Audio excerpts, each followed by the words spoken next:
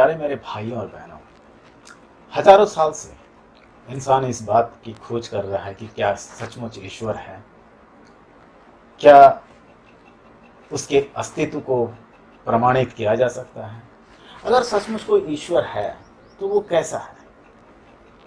प्रभु में प्यारे मेरे भाइयों और बहनों, बाइबल हमें इस बात का उत्तर देती है। पहला तो बाइबल हमें इस बात को बताती है कि परमेश्वर ने हमारे चारों ओर की चीज़ों के द्वारा से खुद को हमारे बीच में प्रकट किया है, अपने आप को हमें प्रदर्शित किया है। दूसरा, बाइबल हमें ये उत्तर देती है कि परमेश्वर ने बाइबल के द्वारा से अपने अस्तित्व को हमारे बीच में प्रकट किया है। अगर आप किसी एक जंगल के बीच से होकर के गुजर रहे हों और जाते जाते आपके सामने में कुछ चिन्हों को देखा, ये चिन्ह किसी एक हिरन के पैरों के चिन्ह हैं, तो आप फौरन इस बात को पता कर लेते हैं कि शायद इस रास्ते के द्वारा से एक हिरन गुजरा होगा। उसी की तरीके से परमेश्वर ने हमारे हिस्ट्री में, हमारे इतिहास में, हमारे इस दुनिया में अपने कुछ चिन्हों को प्रदान किया है, जिन चिन्हों को अगर हम देखें तो हम आसानी से इस बात को पता कर सकते हैं कि एक ईश्वर है। अगर मैं आपसे कहूँ कि आप 1000 ईंटों को लेकर के अपने छत पर चढ़ जाइए और अपने छत पर जा कर के उन 1000 ईंटों को एक एक करके नीचे ज़मीन पर फेंकिए। आप छत पर चढ़ते हैं और एक एक ईंट को आप ज़मीन पर फेंकने लगते हैं, तो क्या आपके इस तरह के फेंकने से एक सुंदर सा दीवार बन सकता है? आप कहेंगे बिल्कुल नहीं। मान लीजिए आप इस दुनिया में एकमात्र इंसान हैं, आपके सिवाय इस पृथ्वी पर कोई भी नहीं रहता।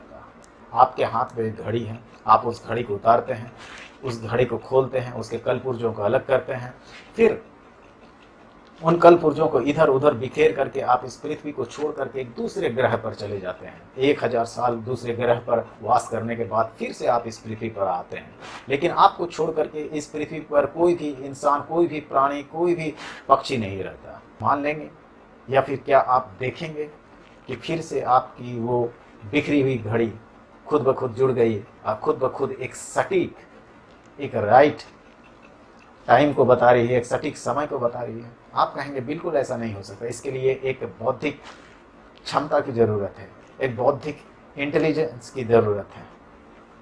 बिल्कुल सही। जब हम कहते हैं कि ये दुनिया खुद ब खुद अस्तित्व में आ गई, जब हम कहते हैं कि ये ग्रह उपग्रह सब खुद ब खुद चल रहे हैं, ये पृथ्वी खुद ब खुद अस्तित्व में आ गई, खुद ब खुद ये चल रही है, तो क्या ये एक अविश्वसनीय सा बात नहीं प्रतीत होता? आप भी ये जानते हैं, एक छोटे से घड़ी को चलने के लिए और उसके उद्देश्य को पूरा करने के लिए बाहर से एक इंटेलिजेंस का होना बहुत ज़रूरी है। उसी के तरीके से इतना बड़ा ब्रह्मांड, इतना बड़ा पृथ्वी, क्या खुद ब खुद बिना किसी इंटेलिजेंस के ऐसे ही चल रहा है? सोचने की बात है। हम जिस संसार में रहते हैं, ये संसार कोई अश्रृंखल सी वस्तु नहीं है, बल्कि हम इसके हर एक चीज़ में एक श्रृंखला को पाते हैं। ये श्रृंखला कैसे आई है? ये रेगुलरिटी, ये श्रृंखला कैसे पाई जाती है? बाहर से कोई अगर इसे डिज़ाइन ना दे, कोई इसे श्रृंखला में ना रखे, ऑर्डर में ना रखे, तो ये कैसे संभव है कि ये खुद ब खुद ऑर्डर के द्वारा से चलती हैं? ऐसे बहुत सी बातें हैं। फिर भी बाइबल हमें इस बात को बताती है कि ईश्वर है। बाइबल का पहला पन्ना और बाइबल का पहला वाक्य इसी बात से शुरू होता है कि आदि में परमेश्वर ने आकाश और पृथ्वी की सृष्टि की है। हाँ, आपने बिल्कुल ठीक ही सुना। बाइबल का पहला पन्ना और बाइबल का पहला वाक्य का यही कहना है कि आदि में परमेश्वर ने आकाश और पृथ्वी की सृष्टि की है। बाइबल कोई साइंस का टेक्स्ट बुक नहीं है जो ईश्वर के प्रमाण को सिद्ध करने में लगा हुआ है, बिल्कुल नहीं। बल्कि बाइबल इस गुड़ सत्य से शुरुआत करता है कि आदि में परमेश्वर ने ही पृथ्वी और आकाश की सृष्टि की। परमेश्वर के अस्तित्व की सत्यता को लेकर की बाइबल की शुरुआत होती है, और ये बाइबल हमें ये बताती है कि परमेश्वर कैसा है। अगर हम बाइबल को पढ़ें तो हम जान पाएंगे कि ये बाइबल का परमेश्वर ये जो ईश्वर है, जो जिसने हमारे आकाश और पृथ्वी को बनाया, जिसने पूरे ब्रह्मांड को बनाया, जिसने हमें और आपको बनाया, दरअसल वो कैसा परमेश्वर है। आइए हम थोड़ी देर के लिए जानने की कोशिश करते हैं बाइबल से कि हमारा परमेश्वर, बाइबल का परमेश्वर कैसा परमेश्वर है। सर्वप्रथम बाइबल ही हमें ये बताती है कि वो एक स्व अस्तित्व रखने वाला परमेश्वर है। God is self existent.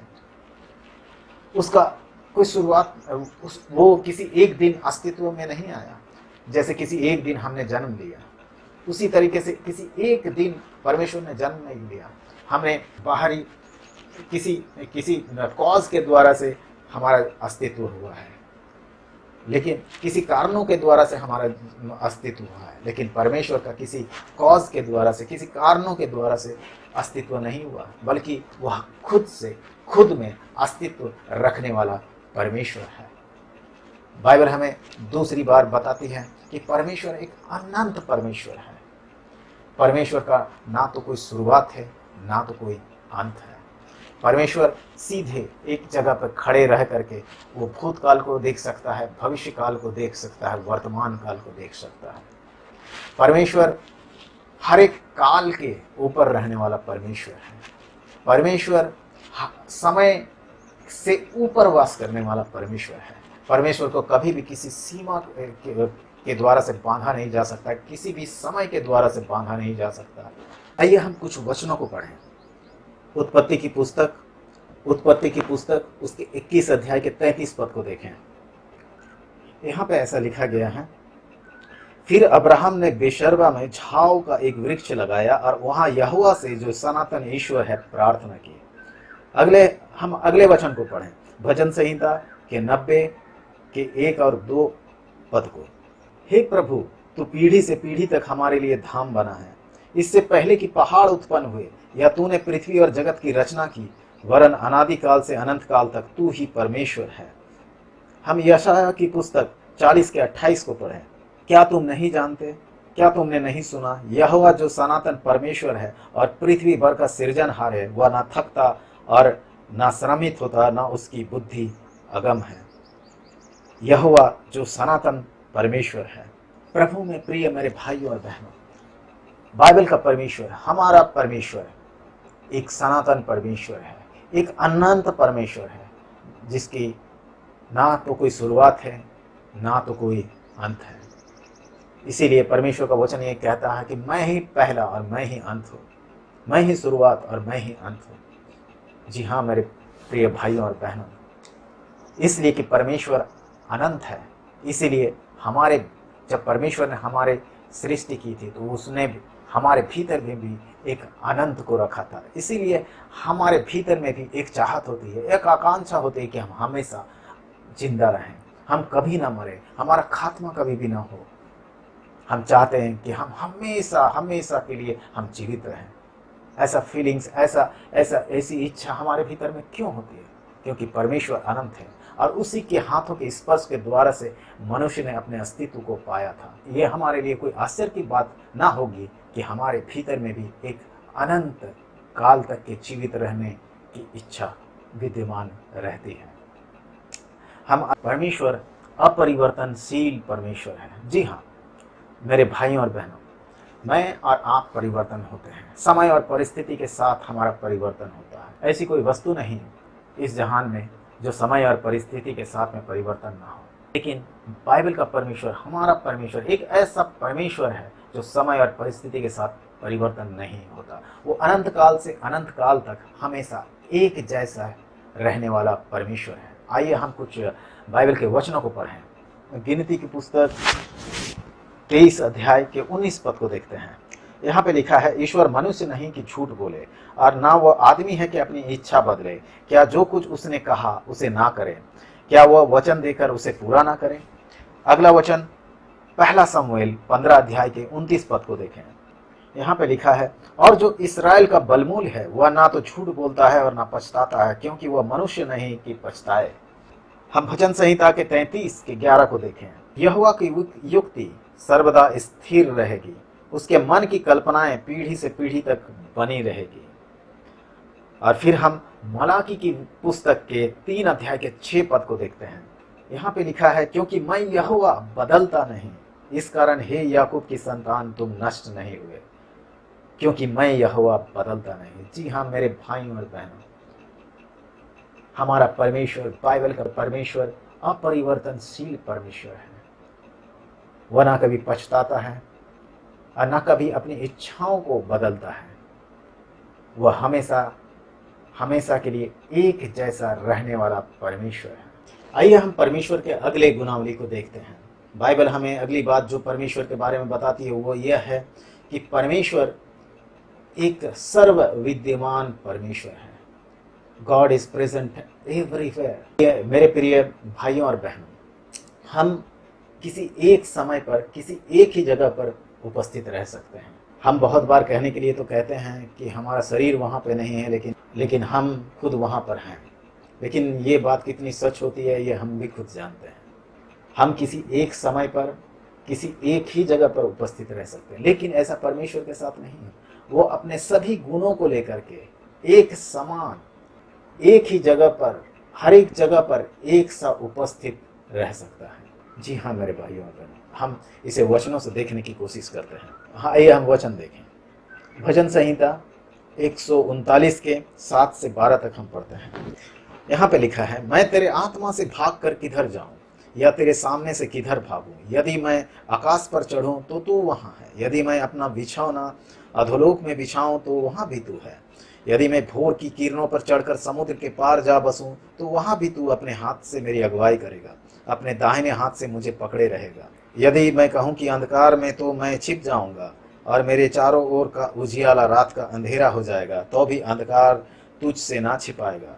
रात तो दिन के तुल्य प्रकाश देगी, क्योंकि तेरे लिए अंधियारा और उजियाला दोनों एक समान है।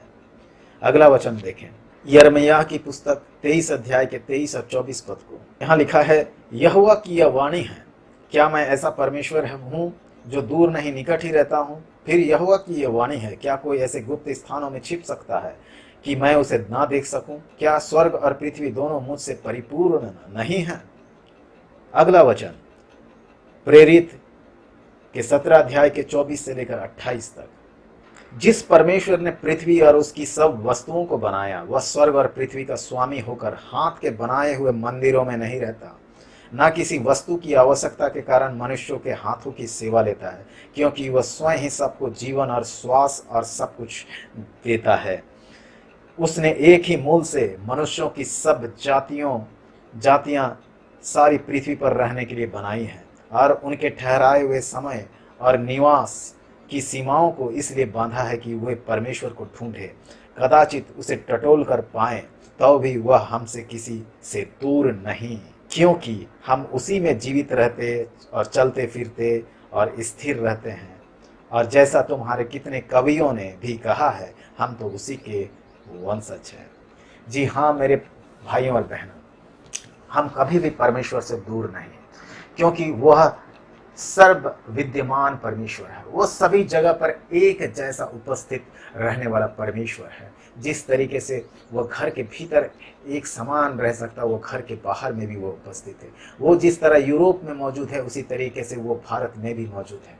जिस तरीके से वो अमेरिका में मौजूद है, उसी तरीके से वो अफ्रीका में भी मौजूद है। वो एक अपरिवर्तनशील और सर्व विद्यमान परमेश्वर है। अगर आप उसे आज ढूंढ रहे हैं, अगर आज उसे आप पाना चाहते हैं, तो आपको कहीं और जाने की जरूरत नहीं, वो बिल्कुल आपके निकट है, क्योंकि वो एक सर्व विद्यमान, सभी जगह पर उपस्थित रहने वाला परमेश्वर है। आइए आगे बढ़ते हैं, हम देखते हैं परमेश्वर की अगली गुणावली को। बाइबल परमेश्वर के बारे में जो अगली बात बताती है वह यह है कि परमेश्वर सर्वज्ञ है। परमेश्वर के पास सभी ज्ञान है। परमेश्वर को ज्ञान की प्राप्ति के लिए किसी और जगह जाने की जरूरत नहीं है, किसी की खोज करने की जरूरत नहीं है, बल्कि परमेश्वर ही हर एक ज्ञान का स्रोत है। परमेश्वर सब कुछ जानता है। परमेश्वर सभी चीजों को सिद्ध तरीके से जानता है। परमेश्वर ना सिर्फ सभी चीजों को जानता है, बल्कि परमेश्वर सभी चीजों को सिद्ध तरीके से जानता है। आइए हम वचन से देखें। भजन संहिता 147 147 के 5 पद। यहाँ पे ऐसा लिखा है, हमारा प्रभु महान और अति सामर्थी है, उसकी बुद्धि अपरंपार है। भजन संहिता के 33 1 से 5 तक, कि हमारा प्रभु महान और अति सामर्थी है और उसकी बुद्धि अपरंपार है। प्रभु में प्यारे मेरे भाइयों और बहनों, आज अगर हमें ज्ञान की कमी है, बुद्धि की कमी है, तो हम परमेश्वर से मांग सकते हैं, परमेश्वर के पास आ सकते हैं, क्योंकि परमेश्वर ही सभी ज्ञान और बुद्धि का स्रोत है। बाइबल हमें जो परमेश्वर के बारे में अगली बात बताती है वो यह है कि परमेश्वर सर्वशक्तिमान है, वह सभी शक्तियों का स्वामी है। ऐसा नहीं है कि परमेश्वर कल के दिन कमजोर हो जाए, ऐसा नहीं है कि परमेश्वर कल के दिन किसी के द्वारा से शासित हो, ऐसा बिल्कुल नहीं हो सकता है, बल्कि परमेश्वर ही इस पूरे जगत का, पूरे ब्रह्मांड का एकमात्र शक्तिशाली व्यक्ति है। सभी शक्तियां उसके हाथ में हैं, सभी शक्तियों का वास उसी में है। हर एक दुनिया की शक्ति उसके शक्ति के अधीन है, उसके शक्ति के ऊपर कुछ भी नहीं। आइए हम वचन को पढ़ें। भजन संहिता 68 के 14 पद को हम पढ़ते हैं। यहाँ पे ऐसा लिखा है, जब सर्वशक्तिमान ने उसमें राजाओं को तितर बितर किया, तब मानो सलमोन पर्वत पर हिम पड़ा। अगला वचन हम पढ़ते हैं, भजन संहिता 91 के 1 और 2 पद। जो परम प्रधान के छाए हुए स्थान में बैठा रहे, वह सर्वशक्तिमान की छाया में ठिकाना पाएगा। प्रभु में प्यारे मेरे भाइयों और बहनों, इस बात पर ध्यान दें, वह सर्वशक्तिमान की छाया में ठिकाना पाएगा, सर्वशक्तिमान की छाया में ठिकाना पाएगा। यानी कि वो सबसे बड़ा शक्तिमान है, वो सभी शक्तियों के ऊपर है। अगर आज आप कोई परिस्थिति के द्वारा से होकर के गुजर रहे हैं, मध्य से गुजर रहे हैं, अगर आपके जीवन में कुछ ऐसी समस्याएं उत्पन्न हैं जिसके ऊपर में आपकी शक्तियां काम नहीं कर पा रही है, या आप जिसके सामने में निर्बल हो चुके हैं, असहाय हो चुके हैं, तो आज आप बाइबल के ईश्वर के पास आ सकते हैं, क्योंकि बाइबल का ईश्वर सर्वशक्तिमान ईश्वर है। सभी शक्तियां उसके हाथ में हैं, चाहे वो प्राकृतिक शक्तियां हों या अप्राकृतिक शक्तियां हों, सभी शक्तियां उसकी शक्ति के अधीन हैं और उसकी शक्ति हर एक चीज के ऊपर है।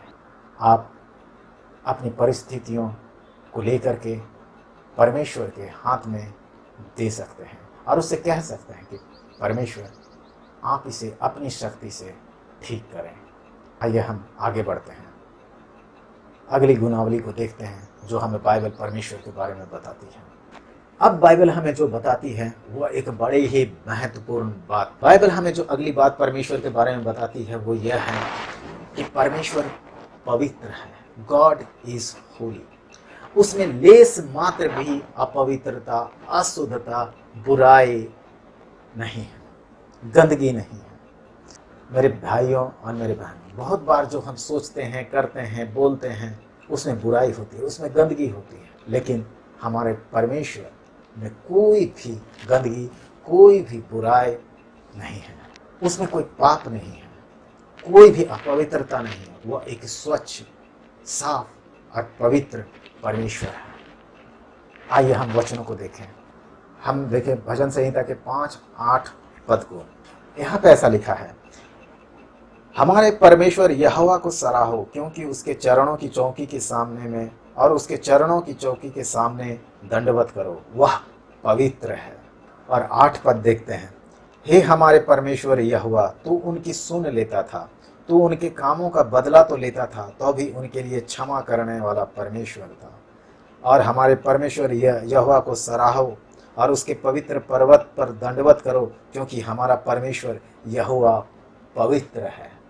जी हाँ, परमेश्वर एक पवित्र परमेश्वर है और उसके निकट किसी भी अपवित्रता का, किसी भी असुचिता का, किसी भी गंदगी का, किसी भी बुराई का वास नहीं हो सकता। हम आगे बढ़ते हैं, फिर से देखते हैं परमेश्वर की एक नई गुणावली को। बाइबल हमें जो अगली बात बताती है परमेश्वर के बारे में वो ये है कि परमेश्वर एक न्यायी परमेश्वर है। न्यायी परमेश्वर का मतलब परमेश्वर जो अन्याय से प्रसन्न नहीं होता, वह जब न्याय करता है तो वो धार्मिकता और सच्चाई के साथ न्याय करता है। उसके न्याय में कोई भी पक्षपात नहीं है। उसके वो किसी के चेहरे को देख करके या किसी की उपलब्धि को देख करके वो न्याय नहीं करता है। हम पढ़ें व्यवस्था विवरण के 4 अध्याय के 8 पद को। फिर कौन ऐसी बड़ी जाति है जिसके पास ऐसी धर्ममय विधि और नियम हो, जैसे कि यह सारी व्यवस्था जिसे मैं आज तुम्हारे सामने रखता हूं। फिर हम देखें हबक्कुक की पुस्तक 1 अध्याय के 13 पद को। तेरी आंखें ऐसी शुद्ध है कि तू बुराई को देख ही नहीं सकता और उत्पात को देखकर चुप नहीं रह सकता। फिर तू विश्वासघातियों को क्यों देखता रहता, और जब दुष्ट निर्दोष को निगल जाता है तो अब तू क्यों चुप रहता है। मेरे भाइयों और बहनों, फिर से इस वचन को एक बार फिर से देखें। तेरी आंखें ऐसी शुद्ध हैं कि तू बुराई को देख नहीं सकता और उत्पात को देखकर चुप नहीं रह सकता। जी हाँ, हमारा परमेश्वर एक धार्मिकता से न्याय करने वाला परमेश्वर है। वह उसके न्याय में कोई भी असुचिता या पक्षपात नहीं है। मसीह में प्यारे मेरे भाइयों और बहनों, बाइबल हमें परमेश्वर के बारे में जो अगली बात बताती है वो यह है कि परमेश्वर प्रेम है। जी हाँ, आपने ठीक सुना। परमेश्वर जो स्व अस्तित्व रखने वाला परमेश्वर है, परमेश्वर जो अनंत है, परमेश्वर जो विराट है, परमेश्वर जो सर्वशक्तिमान है, परमेश्वर जो सर्व विद्यमान है, परमेश्वर जो सर्वज्ञ है, परमेश्वर जिसे कोई नहीं माप सकता, जिसका ना कोई शुरुआत है ना कभी अंत है, वह परमेश्वर प्रेम है। वह प्रेम से भरा हुआ परमेश्वर है। आइए हम देखें वचन क्या कहता है। हम देखें पहला यूहन्ना के 4 अध्याय के 8 और 16 वचन को। 8 पद में ऐसा लिखा है, जो प्रेम नहीं रखता वह परमेश्वर को नहीं जानता, क्योंकि परमेश्वर प्रेम है। और 16 पद में ऐसा लिखा गया है कि जो प्रेम परमेश्वर हमसे रखता है उसको हम जान गए और हमें भी उसका विश्वास है। परमेश्वर प्रेम है और जो प्रेम में बना रहता है वह परमेश्वर में बना रहता है और परमेश्वर उसमें बना रहता है। मेरे प्यारे भाइयों और बहनों, बाइबल हमें साफ साफ बताती है कि परमेश्वर प्रेम है। इस दुनिया में बहुत सारे लोगों को ये गलतफहमी है कि प्रेम ही परमेश्वर है, लेकिन बाइबल हमें इस बात को नहीं बताती कि प्रेम परमेश्वर है। बहुत लोग ऐसा कहते हैं, love is God, but the Bible says God is love. परमेश्वर प्रेम है, प्रेम परमेश्वर नहीं है, परमेश्वर ही प्रेम है। यानी परमेश्वर हमसे आपसे बेइंतहा प्रेम रखता है।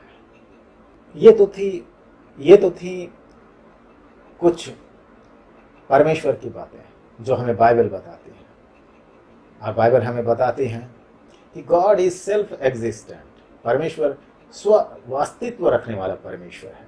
बाइबल हमें बताती है कि गॉड इज इटर्नल, परमेश्वर एक सनातन परमेश्वर है, एक अनंत परमेश्वर है। बाइबल हमें बताती है कि गॉड इज ओमनिसिएंट, परमेश्वर सर्वज्ञ है। बाइबल हमें बताती है कि गॉड इज ओमनीपोटेंट, परमेश्वर एक सर्वशक्तिमान परमेश्वर है। बाइबल हमें ये बताती है गॉड इज ओमनी प्रेजेंट, यानी कि परमेश्वर एक ऐसा परमेश्वर है जो सर्व विद्यमान है। फिर बाइबल हमें बताती है कि गॉड इज अनचेंजेबल, परमेश्वर अपरिवर्तनशील है। फिर हमें बाइबल बताती है God is a just God, परमेश्वर एक न्यायी परमेश्वर है। फिर हमें बाइबल बताती है कि परमेश्वर प्रेम है, गॉड इज लव। लेकिन अब जरा हम मनुष्यों की बातें थोड़ी कर लें। हम मनुष्य कैसे हैं? बाइबल हमें बताती है रोमियो की पुस्तक 3 अध्याय के 23 पद में कि हम सब ने पाप किया है, हम सब ने पाप किया है। मैं ऐसा बोल सकता हूँ, मैं एक ऐसा इंसान हो सकता हूँ, आप एक ऐसे इंसान हो सकते हैं, यह इस दुनिया में बहुत सारे इंसान हैं जो ये कह सकते हैं कि स्वर्ग और नरक में हम विश्वास नहीं रखते हैं। बहुत अच्छी बात है, बस अब थोड़ी देर के लिए ये मान लें, थोड़ी देर के लिए मान लें कि स्वर्ग और नरक का अस्तित्व होता है। थोड़ी देर के लिए मान लें। अब मैं आपसे एक सवाल पूछता हूँ, अगर सच में कोई ईश्वर है, अगर सच में स्वर्ग और नरक का अस्तित्व है, और इसे ध्यान में रखते हुए आप इस प्रश्न का उत्तर दें, क्या आपने कभी भी झूठ नहीं बोला? क्या आपने कभी भी अपने किसी पड़ोसी के खिलाफ कोई बुराई अपने मन में नहीं सोची? आप कहेंगे मैंने कोई भी ऐसा कोई भी बड़ा गुनाह नहीं किया है। अगर मैंने गुनाह किया है तो मैंने अच्छे काम भी किए हैं। आपने अच्छे काम भी किए होंगे। लेकिन ज़रा हम इस बात को मान लेते हैं, मानकर आगे बढ़ते हैं कि अगर आप एक दिन में एक ही झूठ बोलते हो, सिर्फ एक बार झूठ बोलते हो एक दिन में, आपने 365 दिन में यानी एक साल में आपने 365 झूठ बोले हैं। यदि आपकी उम्र 60 साल हो, आप 60 साल तक और अगर जिंदा रहें, तो आप 21,900 झूठ आप बोल देंगे।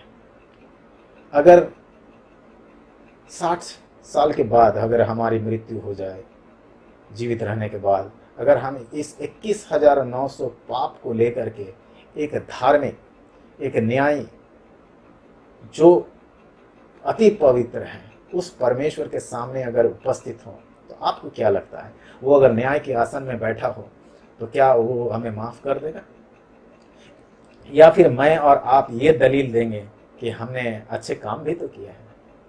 अच्छा, मैं अगर चोरी करता हूँ और चोरी करते हुए पकड़ा जाता हूँ और मुझे अदालत में पेश किया जाता है, तो क्या मैं जज से ऐसा बोलूँगा कि मैंने चोरी किया तो क्या हुआ, मैंने अच्छे काम भी तो किए हैं, मैंने सोशल सर्विसेज भी तो किए हैं, तो क्या इस बुनियाद पे जज को मुझे छोड़ देना चाहिए? आप कहेंगे नहीं। तो क्या आप जब ये 21,900 झूठों का जो पाप है, ये मैं और आप लेकर के सिर्फ एक ही गुनाह, एक ही बार झूठ अगर दिन में हम बोलते हैं और 60 साल के बाद अगर मृत्यु हो जाती है, तो इसकी कुल संख्या होगी 21,900। और इस 21,900 पाप को लेकर के उस अति पवित्र और अति न्यायी परमेश्वर के सामने में जब हम खड़े होंगे, तो क्या अगर स्वर्ग और नरक का कोई अस्तित्व अगर सच में होगा, तो हम कहाँ भेजे जाएंगे? हम इसका उत्तर जानते हैं। उस आधार पर, न्याय, सच्चे न्याय के आधार पर हमें नरक ही जाना चाहिए। हमारा जो परिणाम है वो मृत्यु ही होना चाहिए, क्योंकि बाइबल हमें बताती है रोमियो के अध्याय 6 में, उसके 23 पद में, और पाप का वेतन तो मृत्यु है। पाप का वेतन तो मृत्यु है। हर एक पाप को, चाहे हमने झूठ बोला हो, चोरी की हो, हमने जो कुछ भी ऐसा किया है जो परमेश्वर के वचन के खिलाफ है, उसके कानून के खिलाफ है, वह पाप है, और उसका वेतन, उसकी सजा तो मृत्यु ही है। हम बहुत बार, कानून हमें उस गुनाह की सजा दे सकती है जो हमने किए हैं, लेकिन उन गुनाहों का क्या, उन पापों का क्या, उन गंदगियों का क्या, उन बुराइयों का क्या जो हम अपने हृदय के भीतर पालते रहते हैं, अपने दिमाग में पालते रहते हैं।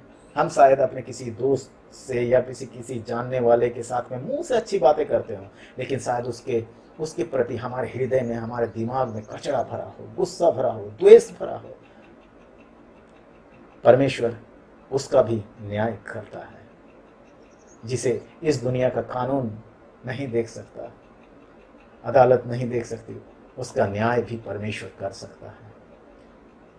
और मनुष्य की स्थिति ऐसी है कि हम सभी, क्योंकि बाइबल ये कहती है कि सभी ने पाप किया है, हम सभी ने पाप, अगर हम सभी ने पाप किया है, तो बाइबल के अनुसार हर किसी की सजा मृत्यु ही होनी चाहिए। जैसा कि रोमियो 6 अध्याय के 23 पद में लिखा है कि पाप का वेतन तो मृत्यु है। लेकिन मेरे भाइयों और बहनों, एक खुशखबरी है। परमेश्वर ने आज से 2000 साल पहले अपने प्रिय पुत्र यीशु मसीह को हमारे और आपके लिए भेजा था, इसलिए कि हमें कभी मरना ना पड़े। अगर हमने उस पर विश्वास किया तो हम अपने सजा से छूट जाएं। आज से 2000 साल पहले परमेश्वर ने अपने प्रेम को, जो मनुष्यों के लिए प्रति थी, जो मनुष्यों के प्रति थी प्रदर्शित किया। बाइबल कहती है यूहन्ना रचित सुसमाचार के 3 अध्याय के 16 पद में कि परमेश्वर ने जगत से ऐसा प्यार किया कि उसने अपना इकलौता पुत्र दे दिया ताकि जो कोई उस पर विश्वास करे वो नाश ना हो परंतु अनंत जीवन पाए। मेरे प्यारे भाइयों और बहनों, 2000 साल पहले अपने प्रिय पुत्र के ऊपर में परमेश्वर ने, आज से 2000 साल पहले परमेश्वर ने अपने प्रिय पुत्र को इस धरती पर भेजा ताकि हम सभी के पाप उसके ऊपर लाद दिए जाएं और हमारे पापों की सजा वो प्राप्त करें ताकि हम अपने गुनाहों की सजा से बच जाएं, हम मौत से बच जाएं जो कि एक अनंतकालीन मौत थी। और आज जो कोई अपने ईमान को, अपने विश्वास को यीशु मसीह के ऊपर लाता है वो अपने पापों से बच जाता है, वो अपने पापों की सजा से बच जाता है और हमेशा के लिए अनंत जीवन को प्राप्त करता है। यही बाइबल का मैसेज है, यही बाइबल का संदेश है। अगर हम सचमुच अनंत जीवन पाना चाहते हैं, अगर हम सचमुच अनंत काल के लिए जीवित रहना चाहते हैं तो आज हम अपने गुनाहों को, अपने पापों को यीशु मसीह के ऊपर दे सकते हैं। हम उससे कह सकते हैं कि हे प्रभु, मेरे पापों को मैं तुम्हें देता हूँ, मैं अपने पापों के लिए पछताता हूँ, मैं अपने पापों से फिरता हूँ और मैं तेरे नाम पर विश्वास करता हूँ, तुझ पर विश्वास करता हूँ प्रभु यीशु, और मैं अपना जीवन तुझे देता हूँ। अगर हम सीधे से, सामान्य से, सरल से भाषा में इन शब्दों को अगर यीशु से कहें, प्रभु से कहें, तो आज वो हमारे परमेश्वर हमारे पापों को क्षमा करने के लिए विश्वास योग्य और धार्मिक है। जब हमारे पाप क्षमा होंगे तब हम पवित्र होंगे, और जब हम पवित्र बनेंगे और जब हम पवित्र होंगे तभी हम परमेश्वर के साथ हमेशा के लिए निवास कर पाएंगे, क्योंकि बाइबल हमें यही बात बताती है, परमेश्वर पवित्र है और उसके साथ कुछ भी गंदगी, कुछ भी अपवित्रता वास नहीं कर सकती। अगर हम सचमुच परमेश्वर के साथ वास करना चाहते हैं तो हमें पवित्र होने की आवश्यकता है, और हम तभी पवित्र हो सकते हैं जब हम अपने गुनाहों के लिए पछताएं, जब हम अपने गुनाहों के लिए पछताएं, जब अपने गुनाहों को यीशु के ऊपर ट्रांसफ़र कर दें और उस पर अपने विश्वास को लाएं और अपना जीवन यीशु को समर्पित करें। आज के वचन के द्वारा से, आज के संदेश के द्वारा से प्रभु आपको ढेरों आशीष दें। आमीन।